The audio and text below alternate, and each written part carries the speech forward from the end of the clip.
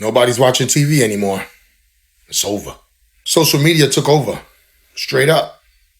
Nobody's waiting for 10 o'clock anymore to get their info. There used to be a simple rule. If a movie was playing in the living room, everyone can stay in the living room. Mom, dad, grandma, grandpa, the kids. You know the setup, okay? Everyone crammed onto one couch, a few people on the floor with pillows, one person holding the remote like it was a throne, a bowl of extra buttered popcorn that got passed around until it was mostly just the burnt kernels at the bottom of the bowl. Somebody's mom falling asleep 20 minutes in and swearing she was still watching. Hey, Mom. Mom, you're sleeping. No, I'm not. You were just snoring. Watching This Is Us. What, do you want to just go to bed? We'll watch later? No, I want to watch the show. Maybe there were a few jokes that the children didn't understand. Maybe there was a kiss. Maybe the camera faded into black, but nobody had to reach for the remote in a panic. Nobody had to clear their throats. Nobody had to suddenly be very interested in the kitchen.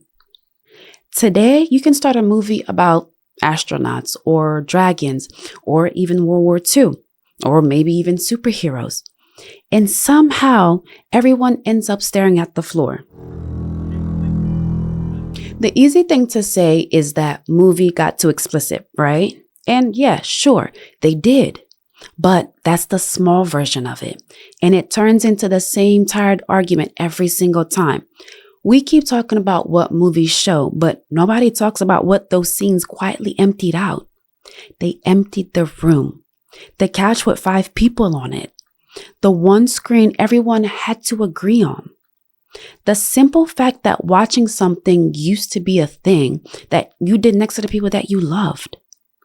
That's what went missing.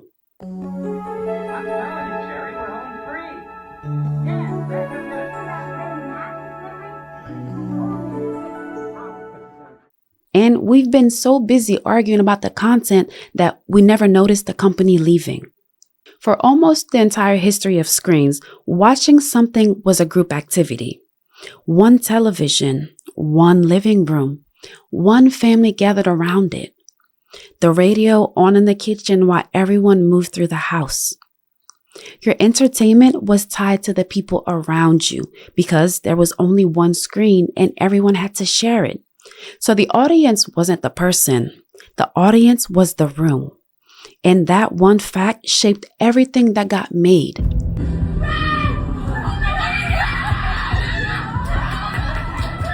If the whole family was watching, the whole family had to be able to watch. A show could have a joke that flew over the kids' heads. It could imply plenty, but it couldn't put anyone in a room in a spot that they couldn't get out of because there was no getting out of the room. You were all in it together. That wasn't the only rule forcing it, though the rules existed too. It was just the shape of things. The screen lived in a shared space so that the content had to survive a shared space. Kids don't really watch TV no more, do they? Hell, kids don't even watch movies like that no more. I had a group of my team, I got 12-year-olds that I coach. It was all at my house, right? We getting ready to go out of town on a trip. I got this big-ass plasma screen TV in my living room. I look up, man, it's about 1 a.m. They still up in there just kiki and ha-ha, and it's a lot of goddamn noise in my house. And I go in there and realize they've been at my house for hours. They ain't even touched the TV nor turned it on. I got Netflix, I got Amazon, I got everything. Disney Plus. They ain't watching shit. All of them looking down at their phone like this. All of them. All of them on group FaceTime with 15 different people. They watching YouTube from their phone. They ain't even watching YouTube on the TV. I said, man, we is cooked. These motherfuckers don't even watch Disney Channel no more. These motherfuckers don't even watch Nickelodeon no more. You know what I'm saying? Like, that. It's either YouTube, group FaceTime, or they on the game. I said, man, these kids different as hell. It had to keep the room intact. Start with how stories started to handle the awkward parts because it tells you how much they trusted that room. A man walks a woman to her door. It's raining. He mentions he has a bottle of something good in his coat. She looks at him a beat too long. Cut to black. Everyone knew in the room. They showed you nothing, and you were certain of exactly what happened. For decades, that wasn't a style choice, it was the law of the land. American film lived under a strict code enforced from the 1930s into the late 60s about what a movie could show. Couples couldn't share a bed on the screen. A kiss couldn't run past 3 seconds. So writers got clever because they had no other options. They learned to say everything by saying nothing. Some of the most romantic films ever made came out of those handcuffs. Casablanca was built on an affair that a movie isn't allowed to admit is happening. The two leads never get to act on it. They just look at each other, and that look has outlasted every single explicit scenes made ever since. Somebody left a comment under a video about all this that really actually nailed it. They pointed out people still swoon over Pride and Prejudice, where the leads barely touch, and that actually showing them in bed would cheapen the whole thing. That's the quiet genius of known, not shown. It didn't just keep the room comfortable. It trusted you to feel something that the screen never had to spell out for you. The story handed you the dark frame, and you filled it in yourself. And because everyone could feel it in their own way, everyone could stay on the couch. When the old code fell apart, it felt like freedom. And in a lot of ways, it was. Real stories could finally get told. The rating system showed up so families could at least know what they were walking into. When you're not allowed to show the moment, you have to make the audience feel it. You build the tension. You earn the glance. The feeling lives inside of the people watching. Once you're allowed to show everything, you don't have to build anything anymore. The feeling moves off the audience and onto the screen. The more story shows, the smaller the group that can watch it together. A fade to black, a closed door, maybe a look a whole family could sit through. The explicit version of the same moment sends half the family out of the room. You know exactly what that feels like. The scene starts to turn and you feel it before it even happens. The air in the room, it changes. And then comes the move everyone is done. The parent's arm reaching over the couch for the remote. A half second too late. The kids suddenly very focused on their phones. The pretend trip to the bathroom. Nobody says a word. Everyone just quietly agrees to act like the last 90 seconds didn't even happen. People keep calling these scenes unnecessary. That word comes up over and over in the comments, and it's the right instinct, slightly off. Every time a story chooses to show instead of implies, it shrinks the room. I genuinely feel bad for the kids growing up right now. Like, don't get me wrong, I love streaming, like I'm literally a part of it. But damn, y'all don't get no real shows anymore. We had Wizards of Waverly Place, SpongeBob, Hannah Montana, even Liv and Maddie was like, okay. Real characters with storylines, moments, the wizard competition. Kids now, like, what are y'all watching? Who is this even for? We keep asking why movies got more explicit. Wrong question. The better one is, who are these scenes actually for? Because it clearly isn't the room. The room is fleeing. People are fast forwarding, covering their eyes, walking out for a glass of water that they didn't even need. If you're making something for a family on a couch, the data is screaming at you to stop. And they don't stop. They push further, which means the family on the couch isn't who they're making it for anymore. Think about how you actually watch now, not the family in the living room with the lights off. One person in bed, headphones in, screen 6 inches from their face, door closed. That's the new norm now. That's who the content pictures on the other side of it. And you make something very different for one person alone in the dark than you do for a room with a grandmother in it. That's the audience now, not the room, the individual. And once you see that, the explicitness stops looking like corruption and starts looking like simple aim. You don't make something private and graphic for a couch full of relatives. You make it for a person watching alone because alone is the only place the content was ever comfortable. Here are some great movies you should watch alone. The Tree of Life, an artistic, immersive experience like few others. It's an incredible exploration of a Texan family in the 1950s and delves into really, really heavy themes like grief, generational trauma, religious identity, coming of age. And it does it in a format in a way where you just feel like you're watching a watercolor painting in movie form. It's absolutely singular, it's spectacular, and I think there's something to be said about the individual experience with it. The perks of being a wallflower. This one's kind of an interesting one because I wasn't really sure of it at first, but the longer the runtime goes and the deeper that you get into it, there really is an authenticity to this movie that is kind of refreshing. It's definitely harrowing, but it's hopeful and a brilliant. The movies didn't get less watchable in groups by accident. They stopped being made for groups at all. The room wasn't the customer anymore. You were, just you.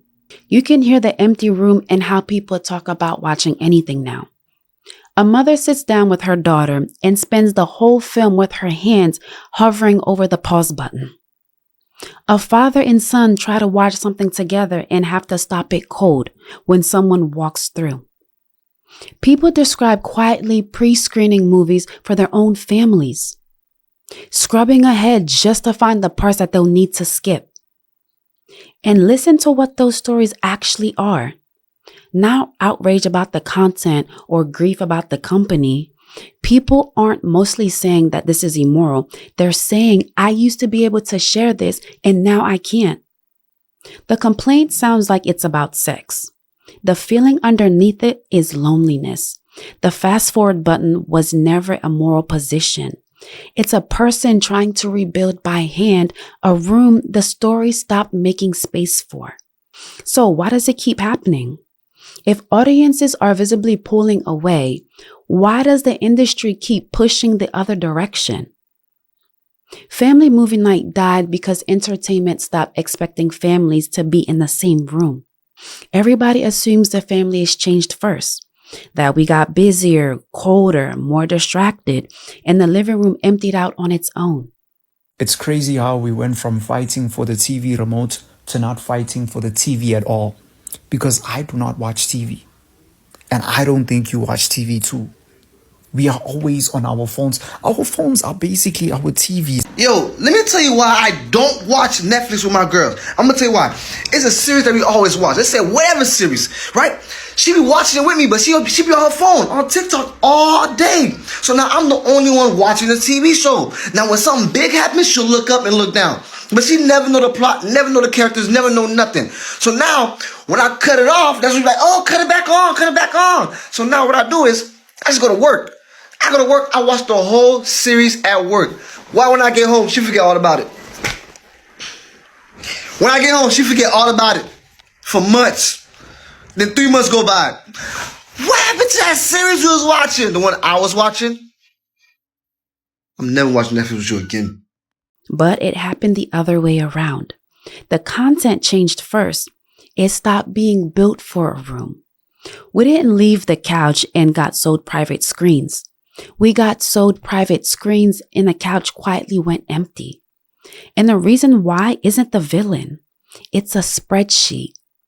For most of the last century, a family was one customer, one ticket buying household, one television set, one thing to sell to. So you made things that work for the household because the household was the unit of money. Now look at the same family. Mom's watching her show on her tablet. Dad's got his on the living room TV. The kids are each on a phone in separate rooms, headphones in. Walk down the hallway of a house at 9 o'clock and you'll see it. 4 doorways, 4 different blue glows, 4 people watching 4 different things, 20 feet apart, completely alone. That's not one customer anymore. That's 4, maybe 5. One couch became 5 screens. One shared experience became 5 subscriptions.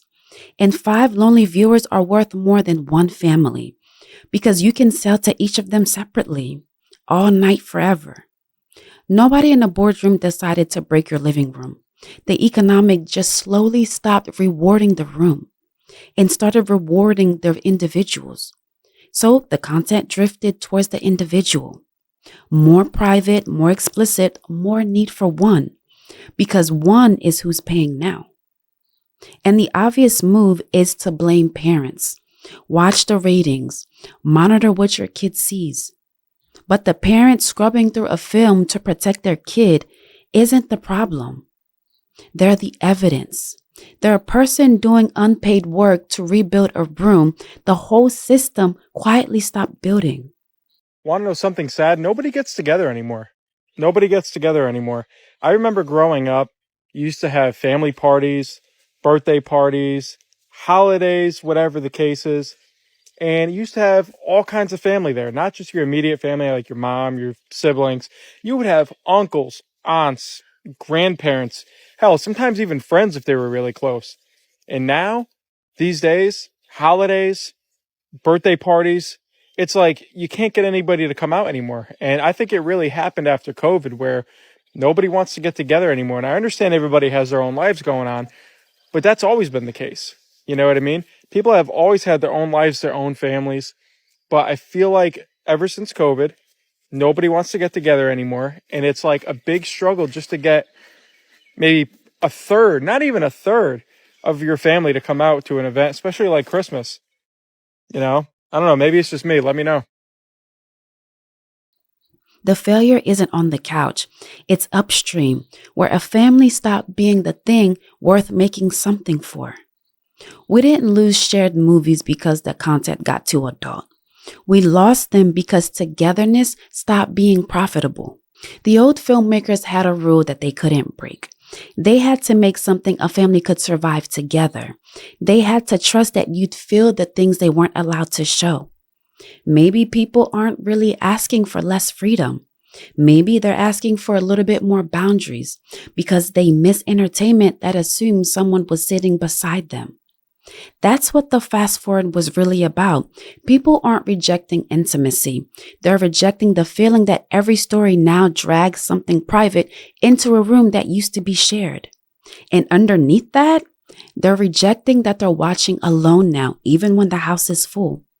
Because the biggest thing we lost was never modesty. It was the couch with 4 people on it. The one screen everyone had to agree on. The argument over what to watch that was somehow half the fun. The next morning at breakfast when everyone has seen the same thing and couldn't stop talking about it. Remember that?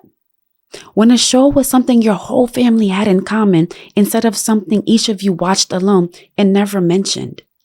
A story built on a simple assumption that you weren't by yourself. Nobody decided to end family movie night. It just slowly became impossible.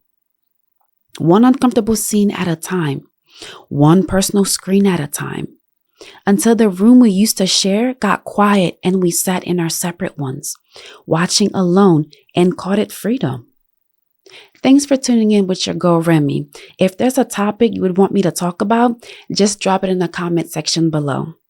Until next time, see you guys.